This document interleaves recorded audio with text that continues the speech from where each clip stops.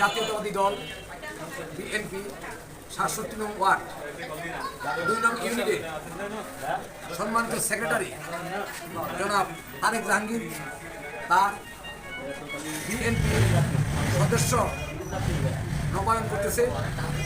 আমাদের ঢাকা ৫ আসনের মাটি ও মানুষের নেতা, জননন্দিত জননেতা আলাদ নবীল নবীর বাড়ির হাতকে শক্তিশালী করার লক্ষ্যে আমরা ৬৭ নং ওয়ার্ড বিএনপি ঐক্যবদ্ধ।